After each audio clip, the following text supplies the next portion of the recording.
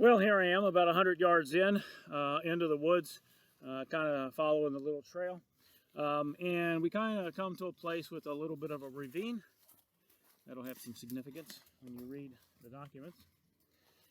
We come to this little place with a bit of a ravine, and over my shoulder you can see that someone has placed a little plastic marker. I'm going to walk through and take a look at that. I don't drop my laptop and get real angry.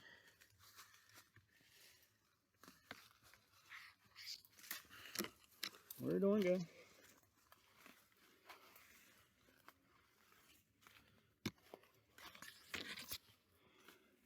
So as we come to this place,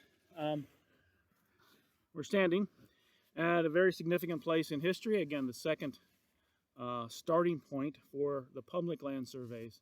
This is what was called the baseline, which is an east and west line, which would go due east all the way to the Little Miami River. Basically goes through north side, which is where Ludlow lived. It also would have continued west and gone all the way over to the Great Miami River through approximately the Cleves area, where Sims, John Cleves Sims, the proprietor of the territory, lived at that time. If we head due north, we come to a couple things. One is a ginormous tree that has since fallen. That oak tree was witnessed in 1795 as a point of reference, and there would have been a post here. Now, today there's no longer a post. The post is long since deteriorated, but if we look close enough and knock some of the moss off, we'll see that there is a stone, and the stone has a cross-cut X in the top of it. That is the actual starting place then, or this location would have been the starting point for the north, south, and the east and west baseline that Ludlow set. In about 1840 something, 44 maybe, the county engineers of those days came back and set the stones that we see today, and these stones are witness stones then to this location.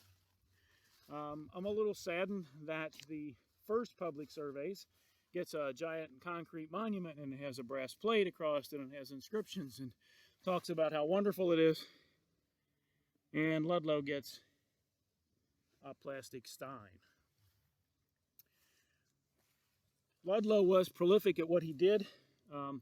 Not only did he just lay out the baseline, which is 1 mile square sections of property, of land, that would have made it easier to transfer. Even some of the remnants of the old farms still exist from probably the late 20s. If I get down here low enough, you'll be able to see that there's still wire, which would have been a fence line, again, which would have gone north and south through this land. In fact, one of the old posts, I think, is still on the ground. Ludlow was prolific, however, at what he did. Not only if you go due north from this place about 9 miles, Dunlop, a guy named Dunlop, as a surveyor, ran that line, would come to the Great Miami River, and there they established what was called Fort Hamilton. And Ludlow laid out the small town of Hamilton for those early days. He also laid out the city of Cincinnati. He also laid out the town of Dayton, Kentucky. He also laid out the town of Dayton, Ohio. And he also ran the Greenville Treaty Line, which was the separation or the boundary line between the white settlers and the Native American Indians of those days.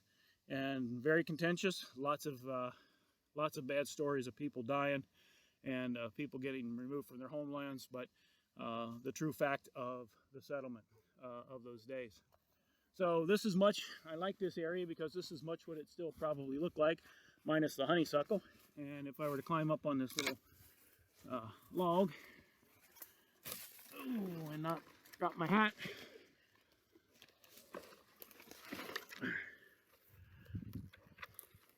you kind of get a sense of what it would have looked like in the late 1790s, even into the early 1800s. Again, minus the honeysuckle. There would have been folks who would have cleared line, and a lot of it was done in the winter, partly out of the fact that it just makes it so much easier to see. And as you're running lines, you have less to cut, less trees, more line, make for longer distances. It is tough. However, because of the weather, and particularly here, it's as much rain and cold rain and freezing rain, and they ran into tremendous troubles with that. In the summertime, mosquitoes and bugs were quite prolific, and that caused a lot of problems. But they would have measured their every mile on a mile and just kept on going. And anytime they come to a creek, a large stream, a river, they would make note of it. If there was particularly good land, they would have made note of it. If there was something that was unusual, like salt and things that the settlers, the new land folks would have needed, they would have made note of those as well. So just tremendous history here, and it's pretty easily accessible right off of Westwood Northern Boulevard. So I want to encourage you to do a little reading of the stuff that I've given you, and just to kind of think that the original monuments control. So while we have a stone that has replaced the post, it is still considered in the original location. And a surveyor's job is to follow the footsteps of the original surveyor. Even in a subdivision that was done just a dozen years or so ago, the monuments that are set actually control the location of the boundaries. So if we measure differently with GPS, new tools, some fancy technology that's not even been in existence yet, and are able to measure tighter and tighter or more precisely, that's great.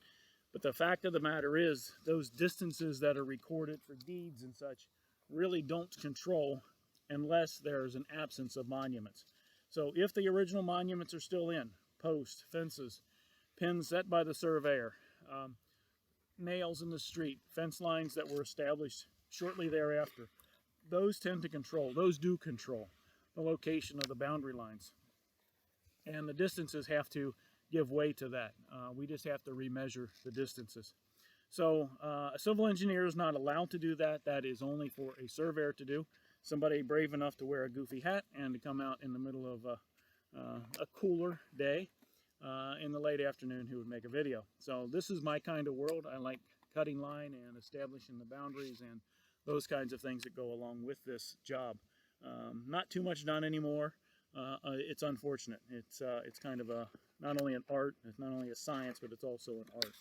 So let me encourage you to think about what we've done today, and I'm sure there'll be a couple of test questions.